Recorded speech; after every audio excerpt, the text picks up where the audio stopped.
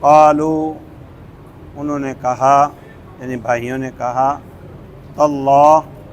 اللہ کی قسم، لقد آثرک اللہ، یقیناً ترجیح دی ہے آپ کو اللہ تعالیٰ نے، علینا ہمارے اوپر۔ کس طرح ترجیح دی ہے؟ آپ کو اللہ نے بادشاہ بنا لیا ہے، پھر اس کے بعد انہوں کو تو اتنا علم تھا کہ بادشاہ ہے، اس اعتبار سے بھی اللہ نے ترجیح دی کہ اللہ نے نبی بنایا، اس اعتبار سے بھی اللہ نے ان کو ترجیح دی تو ان کا اخلاق عالی شان تھا، نہ انتقام لیا، نہ ولامہ، نہ تانا، نہ کوئی مسئلہ بنایا۔ وَإِن كُنَّا لَخَاطِئِينَ، یقیناً ہم غلطی کرنے والے تھے کہ حسد کیا آپ سے، کنویں میں پھینکا اور غلط پلاننگ کی، یعقوب علیہ السلام کے سامنے جھوٹ بول کے آپ کو لے کے گئے، یہ غلطی پر غلطی تھی۔ اب اقرار کیا انہوں نے، کیونکہ اقرار کے بغیر کوئی چارہ کار ہی نہیں تھا۔ وہ ایسے جیسے یوسف علیہ السلام نے پیچھے کہا نا، انتم شر مکانا، تم بدترین جگہ پر آ چکے ہو، یعنی پھنس چکے ہو، اب اپنی غلطی کا اقرار کرنے کے علاوہ تمہارے پاس کوئی حل نہیں، یہ مطلب تھا۔ اور واقعی وہ ایسے سٹیج پر آ گئے تھے کہ اب اقرار نہ کرتے اپنی غلطی کا تو اس کے سوا کوئی حل نہیں تھا۔ قال، یوسف علیہ السلام نے کہا، لا تثریب علیکم اليوم، آج کے دن تمہارے اوپر کوئی الزام نہیں ہے، الزام نہیں، قدغن یا سختی یا پابندی یا سزا یا یہ کیوں تم نے کیا، پہلے معافی مانگو پھر آگے بات چلے گی، نہیں، بس اشارے کنایے سے بات کہی اور ان بھائیوں کو احساس ہو گیا، انہوں نے اپنی غلطی کا اعتراف کر لیا۔ آپ نے فرمایا تمہارے اوپر کوئی قدغن، کوئی جرح، کوئی تنقید، کوئی پابندی، لوگ بھی مانا الزام ہے، یعنی ہم تم کو اس کے اوپر کوئی الزام لگا کے یا تانا دے کے پکڑیں گے نہیں، سزا نہیں دیں گے۔ نبی صلی اللہ علیہ وسلم نے جب فتح مکہ کیا تھا نا، اس وقت بھی قریش کے سردار جو آپ کو بڑی اذیتیں دے کر مکہ سے ہجرت کرنے پر مجبور کر چکے تھے، آپ نے ابھی مکے کو فتح کیا تھا، سرداران قریش کی جان کو بنی ہوئی تھی کہ اب ہمارے ساتھ ہوتا کیا ہے، کیونکہ ان کو بھی اپنے جرائم کا پتہ تھا، کتنی ہم نے زیادتیاں کی ہیں۔ تو انہوں نے کہا کہ آپ ہمارے ساتھ کیا سلوک کریں گے؟ فرمایا تم خود ہی بتاؤ تمہارا کیا نظریہ ہے۔ انہوں نے کہا کہ آپ بڑے معزز آدمی ہیں، آپ کا باپ بھی بڑا معزز تھا، دادا بھی بڑا معزز تھا۔ جیسے انہوں نے اعتراف کیا انہوں نے بھی اعتراف کیا، اور جیسے انہوں نے تھوڑی سی یوسف علیہ السلام کے بھائیوں نے چاپلوسی کی، وہ الٹا ساری چاپلوسی پر الٹا ہے، یعنی قریش، مکے کے قریش یا سردار۔ آپ صلی اللہ علیہ وسلم کو اندازہ تو ہو گیا تھا کہ اب یہ معافی کے لیے چاپلوسی کر رہے ہیں۔ آپ نے فرمایا میں وہی بات کہتا ہوں جو میرے بھائی یوسف نے کہی تھی۔ سیرت اور تاریخ کی کتابوں میں اس طرح الفاظ لکھے ہوئے ہیں۔ آپ صلی اللہ علیہ وسلم نے فرمایا جاؤ، لا تثریب علیکم اليوم، کوئی تمہارے اوپر الزام تراشی نہیں ہے کہ تم نے یہ کیوں کیا، یہ کیوں کیا۔ یغفر اللہ لکم، اللہ تم کو بخشے۔ سب سے پہلے مغفرت اور بخشش کی دعا کی، اور یہی اپنے بھائی کے لیے کرنی چاہیے، اور ہر ایک کو اپنے مسلمان دوست، ساتھی، رشتہ دار بھائی کے لیے سب سے پہلے اللہ تعالیٰ سے استغفار کرنا چاہیے، کیونکہ اللہ معاف کر دے تو بس بیڑے تر گئے۔ وَهُوَ أَرْحَمُ الرَّاحِمِينَ، اور وہ سب سے زیادہ رحم کرنے والا ہے۔ دنیا والے ایک آدھا رحم کرتے ہیں، اللہ تعالیٰ 100 سے زیادہ، 1000 سے زیادہ، کروڑ سے زیادہ انسان کے اوپر رحم فرماتا ہے۔ اذهبوا بقمیصی ھذا، یوسف علیہ السلام نے اپنے بھائیوں کو کہا یہ میری قمیص لے جاؤ، فَأَلْقُوهُ عَلَى وَجْهِ أَبِي، اس کو میرے باپ کے چہرے کے اوپر لگا دو یا ڈال دو، یأتی بصیرا، وہ بصیرت والا، آنکھوں والا ہو جائے گا۔ یا تو وہی کے ذریعے اللہ نے سمجھایا،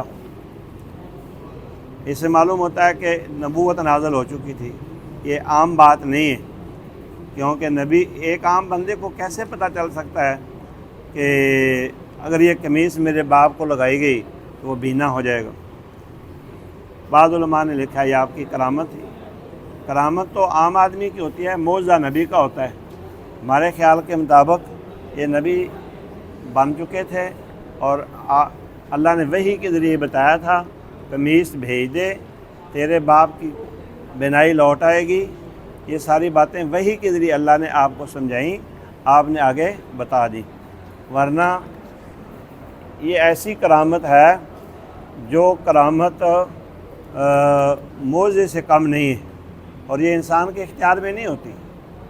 معجزہ بھی اختیار میں نہیں ہوتا، لیکن وحی اللہ تعالیٰ کی جب آ جائے تو پھر اس کے سامنے سارے اعصاب جواب دے جاتے ہیں، ہمیں وحی معلوم ہوتی ہے۔ اس کو کرامت، مولانا شبیر احمد عثمانی نے بھی کرامت لکھا ہے، کرامت نہیں ہے۔ البتہ انہوں نے یہ بھی لکھا ہے ساتھ کہ وہ کہتے ہیں تجربے سے یہ ثابت ہوا ہے اور ہو سکتا ہے اگر انسان کو بڑی شدید ٹینشن آئے، صدمہ پہنچے، تو انسان کا کوئی عضو جو سب سے زیادہ نرم ہے یا کمزور ہے وہ ضائع ہو سکتا ہے، جیسے آنکھیں چلی جائیں۔ جیسے آپ سنتے ہیں کہ صدمے کی خبر پہنچی فلاں کو تو اس کو ہارٹ اٹیک ہو گیا، ہارٹ اٹیک ہو جاتا ہے نا ٹینشن سے۔ انہوں نے کہا یہ بھی ہو سکتا ہے۔ اگر یہ ہو سکتا ہے تو خوشی سے، جب خوشی کی خبر سنی جائے تو بصیرت یعنی بینائی واپس بھی آ سکتی ہے۔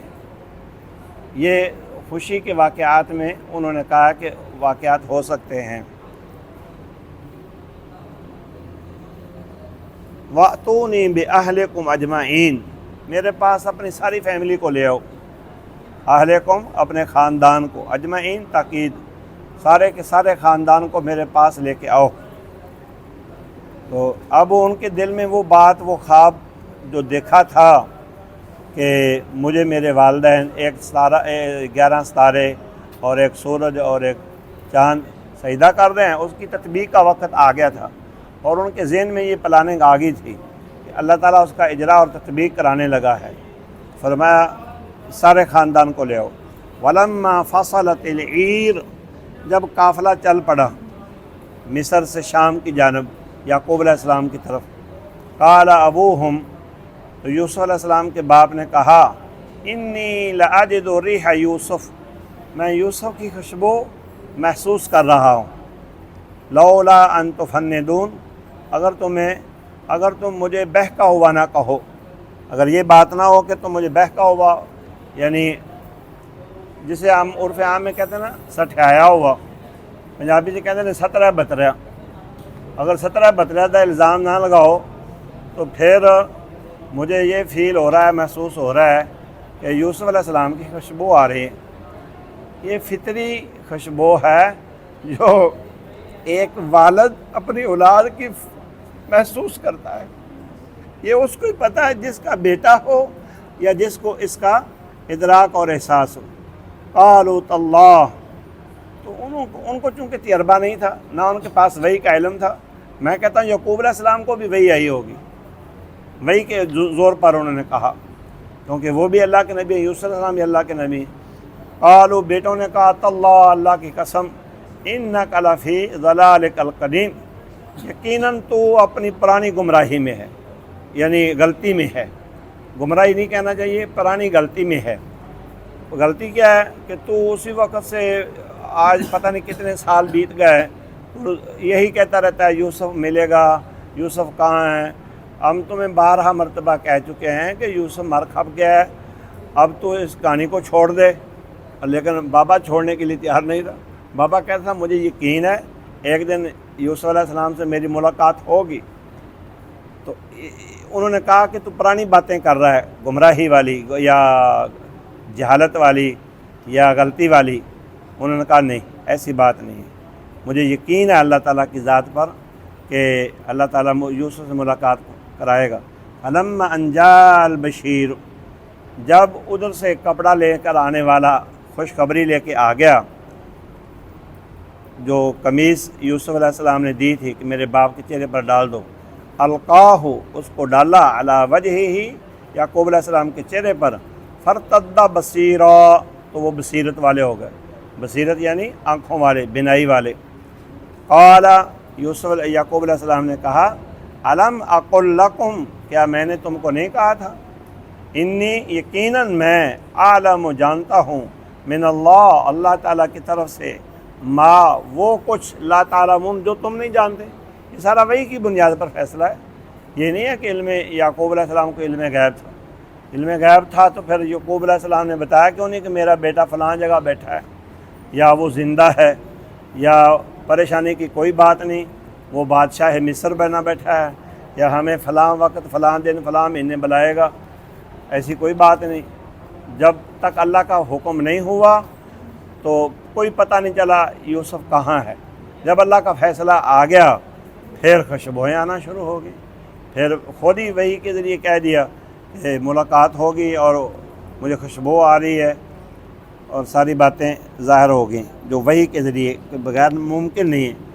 قالوا یا ابانا، اب بیٹوں کو احساس ہو گیا کہ بابا سچا ہے۔ انہوں نے کہا ابا جان استغفر لنا، ہمارے لیے اللہ تعالیٰ سے استغفار کرو، استغفار ہوتا ہے اللہ سے، ذنوبنا ہمارے گناہوں کا یا غلطیوں کا، انا کنا خاطئین ہم یقیناً غلطی کرنے والے تھے، حاصل کر کے یوسف السلام کو کنویں میں پھینکے اور ایک عرصہ تک جھوٹ بول کے، ایک عرصہ تک جھوٹ بھی تو بولتے رہے، پتہ تو سارا تھا کہ ہم نے یہ واردات کی ہے، مانے نہیں، تو یہ منافقانہ طریقہ ہے، یعنی اقرار نہ کرنا، یہ ہمارے اندر ایک مرض ہے، ہم نہیں مانتے۔ قال سوف استغفر لکم ربی، فرمایا ان قریب میں اپنے رب سے استغفار کروں گا۔ فوراً ہاتھ نہیں اٹھائے، ایک تو اندیشہ یہ تھا کہ لوگ دیکھیں گے بابے کو کیا ہو گیا ہے، دوسری زیادہ امکان جو جس بات کا وہ یہ ہے کہ دل میں یہ بات آئی کہ خلوت میں اللہ کے حضور گڑ گڑاؤں گا، وہ زیادہ بہتر ہے۔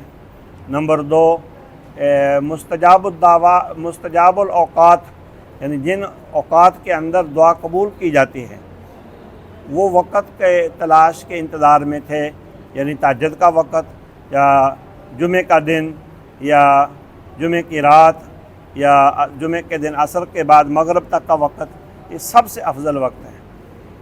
سب سے زیادہ دعا کی قبولیت کا جو وقت ہے 8 دنوں کے اندر تہجد کے اوقات کے علاوہ، وہ جمعہ کے دن عصر سے لے کر مغرب تک کا وقت ہے۔ وہ سب سے افضل ترین وقت ہے جس کے اندر غفلت نہیں کرنی چاہیے، خاص کر مغرب کی اذان سے 15-20 منٹ یا آدھا گھنٹہ پہلے ایک تو بندہ اذکار کر لے اور ایک خصوصی دعا کرے، اس میں دعا کے رد ہونے کا امکان نہ ہونے کے برابر ہے۔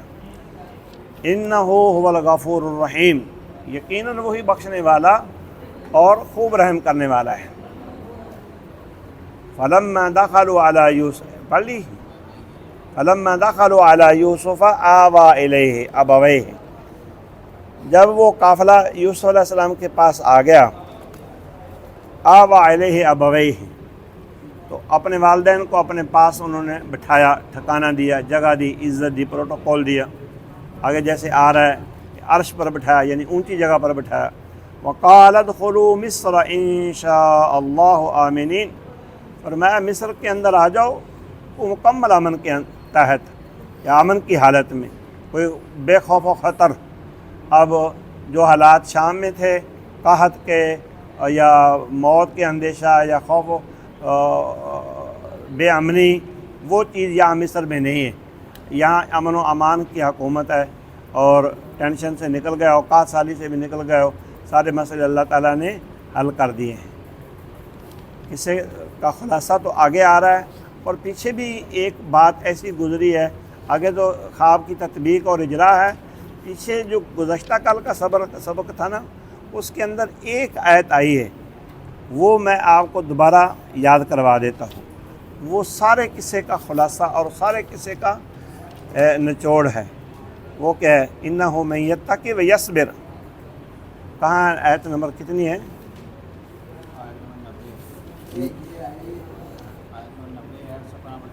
ہاں یہ انہ من یتق ویصبر فإن اللہ لا یضیع اجر المحسنین، جو بندہ تقوی اختیار کرے اور صبر کرے اختیار کرے، یعنی انتقامی کارروائی پر نہ اترے، چاہے اپنے ہوں چاہے دشمن ہوں، خاص کر اقارب، خاص کر ذوی الارحام، خاص کر رشتہ دار، خونی رشتہ دار، جب ان سے انتقام نہ لے، تقوی اختیار کرے، ایسے آدمی کو اللہ ہر صورت میں عزت دیتا ہے۔ یہ ہے صحیح محسن بندہ، اس کا اجر ضائع نہیں ہوتا۔ تو جی دوبارہ ایک دفعہ ترجمہ دیکھ، من الشیطان الرجیم قال لا تثریب علیکم اليوم، یوسف علیہ السلام نے اپنے بھائیوں کو فرمایا تمہارے اوپر آج کسی قسم کا الزام تراشی نہیں ہے، یغفر اللہ لکم، اللہ تعالیٰ تم کو معاف فرمائے، وہو ارحم الراحمین، اور وہ سب سے زیادہ رحم کرنے والا ہے۔ اذهبوا بقمیصی ھذا، بھائیوں کو فرمایا میری یہ قمیص لے جاؤ، والقوہ علی وجہ ابی یأت بصیرا، اور میرے باپ کے چہرے پر ڈال دو، میرا باپ بصیرت والا ہو جائے گا، آنکھوں والا، بینائی والا ہو جائے گا۔ وَأْتُونِي بِأَهْلِكُمْ أَجْمَعِينَ، اور میرے پاس اپنے سارے خاندان کو لے آؤ۔ فَلَمَّا فَصَلَتِ الْعِيرُ، جب قافلہ شام سے چل پڑا، قال ابو مصر سے چل پڑا شام کی جانب، یعقوب علیہ السلام کی جانب خوراک لے کر، قال ابوہم انی لأجد ریح یوسف، تو یعقوب علیہ السلام کہنے لگے، قال ابوہم، ان کا باپ کہنے لگا، انی لأجد ریح یوسف، میں یوسف علیہ السلام کی خوشبو محسوس کر رہا ہوں، لولا ان تفندون، اگر تم مجھے بہکا ہوا نہ کہو، یعنی ستایا ہوا، سترہ بترا نہ کہو، قالو، کیونکہ بندہ جب سترہ بترا ہو جاتا ہے نا تو بندہ حواس پورے قائم نہیں رکھتا، غلطیاں بہت کرتا ہے، بات بھول جاتا ہے، پھر لوگ کہتے ہیں بابا چھڈ جان، تینوں یاد ہے گی کوئی شے نہیں، کدے ادھر ہی کرنا کدے ادھر ہی کرنا ہے۔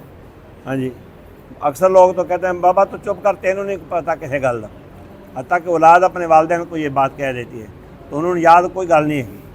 قالوا تاللہ انک لفی ضلالک القدیم، تو بیٹے کہنے لگے باپ کو، اللہ کی قسم یقیناً آپ پرانی غلطی پر ہیں، یا پرانی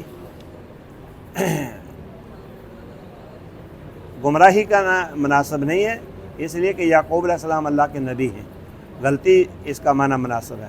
فلما ان جاء البشیر القاہ علی وجہہ، جب آ گیا خوشخبری لے کر آنے والا، یعنی جس کے پاس قمیض تھی، القاہ علی وجہہ، اس قمیض کو یوسف علیہ السلام کے چہرے پر ڈال دی، یعقوب علیہ السلام کے چہرے پر ڈال دیا، فرتد بصیرا، تو وہ بصیرت یعنی بینائی والے ہو گئے۔ قال الم اقل لکم، یعقوب علیہ السلام کہنے لگے اپنے بیٹوں کو، کیا میں نے تم کو نہیں بتایا تھا یا کہا تھا، انی اعلم من اللہ ما لا تعلمون، میں اللہ کی طرف سے وہ کچھ جانتا ہوں جو تم نہیں جانتے۔ یہ بھی وحی کی بنیاد تھا، اس کی بنیاد یہ نہیں تھی کہ علم غیب ہے، کیونکہ ساری باتیں وحی کی بنیاد پر کہی تھیں۔ قالوا یا ابانا استغفر لنا، ابا جان ہمارے لیے اللہ تعالیٰ کے حضور استغفار کیجیے، ذنوبنا، ہماری غلطیوں یا گناہوں کا، انا کنا خاطئین، ہم بہت گنہگار ہیں یا غلطیاں کرنے والے ہیں۔ قال سوف استغفر لکم ربی، فرمایا قریب اپنے رب سے میں استغفار کروں گا، انہ هو الغفور الرحیم، بے شک وہی خوب بخشنے والا، خوب رحم کرنے والا ہے۔ فلما دخلوا علی یوسف، تو جب شام سے چل کے مصر آ گئے یوسف علیہ السلام کے پاس، آوا الیہ ابویہ، اپنے باپ دونوں والدین کو ٹھکانہ دیا، یعنی معزز جگہ پر بٹھایا۔ وقال ادخلوا مصر ان شاء اللہ آمنین، اور فرمایا تم سارے بھائی مصر میں آ جاؤ، اللہ تعالیٰ نے چاہا تو امن ہوگا، امن کی حالت میں آ جاؤ گے، یا امن کے ساتھ مصر میں شامل ہو جاؤ، داخل ہو جاؤ، کوئی خوف و خطرہ انتقام کا، لڑائی فساد کا، قحط کا کوئی مسئلہ نہیں رہا۔ اللہ تعالیٰ عالم وما توفیق الا باللہ۔